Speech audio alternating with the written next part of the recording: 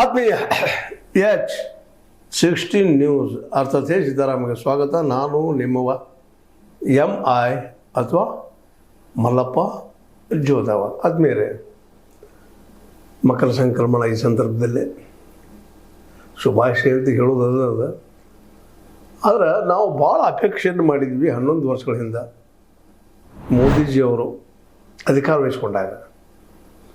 ಅವರು ನಮಗೆ ಹೇಳಿದ ಆಶೆ ಆಮಿಷಗಳು ತೋರಿಸಿದ ಗಗನ ನಕ್ಷತ್ರ ಅವು ಗಗನ ನಕ್ಷತ್ರ ಆಗಿ ಉಳಿದ್ಬಿಟ್ಟು ನಮಗೆ.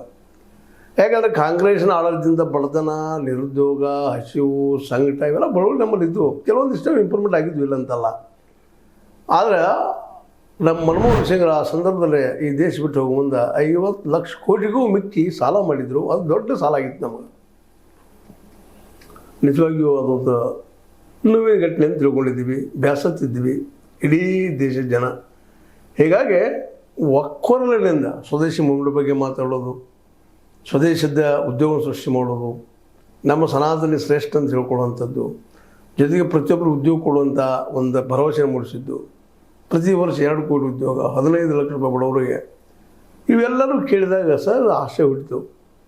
ಬಡತನ ಹೋಗ್ತದಪ್ಪ, ಎಲ್ಲರೂ ಉದ್ಯೋಗ ಸಿಗ್ತದೆ, ಹೊಸ ನಮೂನೆ ಆಡಳಿತ ಬರ್ತದೆ, ನಮ್ಮಲ್ಲೇ ಭ್ರಷ್ಟಾಚಾರ ರಹಿತ ಆಡಳಿತ ಬರ್ತದೆ. ಯಾಕಂದ್ರೆ ಅದು ಜಸ್ಟ್ ಅಣ್ಣಾ ಹಜಾರೆ ಅವರ ಮೂಮೆಂಟ್ ಮುಗಿದಿತ್ತು, ದೊಡ್ಡ ಆಸೆ ಇತ್ತು. BJP ಮೂಲತಃ ಮೊದಲೊಂದು ಆದರ್ಶದ ಮಾತು ಹೇಳ್ತಾ ಬಂತು. ಜೊತೆಗೆ ವಾಜಪೇಯಿ ಅವರು ಅಪ್ಪ ಫುಲ್ ಮೆಜಾರಿಟಿ ಸಿಗಲಾರ್ದಕ್ಕೆ ಒಳ್ಳೆಗೆ ಆಡಳಿತ ಕೊಡಲಿಕ್ಕೆ ಆಗಲೇನೋ ಅಂತ ನಾವು ತಿಳ್ಕೊಂಡಿದ್ವಿ. ಆ ನೆಲೆಯಲ್ಲಿ ಇಡೀ ದೇಶದ ಜನ ಒಂದೇ ಕಡೆ, ಅದು ಮೋದಿಯವರ ಭಾಷಣಕ್ಕೆ ಮರಳಾಗಿಯೋ RSSದ ಹಲವು ವರ್ಷಗಳು 100 ವರ್ಷ ಆಯ್ತಲ್ಲಪ್ಪ, ಈಗ ಇವತ್ತು 100 ಆಗ್ಯದ, ಆಗ ಹೆಚ್ಚು 91 ವರ್ಷಗಳಾಗಿದ್ದು. RSSಗೂ ಒಂದು ಫುಲ್ಲಾಗಿ ಜೋಶ್ ಅದ, ಅವ್ರೇನೋ ಮಾಡ್ತಾರೆ, ದೊಡ್ಡ ಸಂಘಟನೆ ಅಂತ ತಿಳ್ಕೊಂಡು ಇಡೀ ದೇಶದ ಜನ ಯಾವುದೇ ಮೇಲ್ವರ್ಣೀಯ ಕೆಳವರ್ಣೀಯ ವಿಚಾರ ಮಾಡಲಾರ್ದ ಆಯ್ಕೆ ಮಾಡಿದರು, ಮೋದಿಯವ್ರನ್ನ ಪ್ರಧಾನಿ ಮಾಡಿದರು. ಕಳೆದ 11 ವರ್ಷದಲ್ಲಿ ಏನಾಯಿತು? 11 ಸಂಕ್ರಮಣಗಳು ದಾಟಿ ಹೋದು ಏನಾಯಿತು? ಇವತ್ತು ನಾವು ಹೇಳ್ಕೊಬೋದು, ಮೋದಿಜಿಯವರು ಹೇಳ್ಕೊಳ್ತಾರೆ, ಅವ್ರ ಸರ್ಕಾರ ಹೇಳ್ಕೊಳ್ತದ, ಜಗದಲ್ಲಿ ನಾವು 4ನೇ ಶ್ರೀಮಂತ ಎಕನಾಮಿಕಲಿ ಸ್ಟ್ರಾಂಗ್ ದೇಶ ಅಂತ ತಿಳ್ಕೊಬೋದು. ವಾಸ್ತವದಲ್ಲೇ ಬಡತನ ರೇಖೆಯಲ್ಲೇ 154ನೇ ದೇಶ ನಮ್ಮ ಬಡತನ ರೇಖೆಯಲ್ಲೇ. ಬಡತನ ರೇಖೆ ಅಂದ್ರೆ ನಿಮಗೆ ಹೇಳುವಂಥದ್ದು ಪರ್ ಕ್ಯಾಪಿಟಲ್ ಇನ್ಕಮ್ನ ಡಿವೈಡ್ ಮಾಡಿದಾಗ ಜಗತ್ತಿನಾಗ 154ನೇದ್ದು.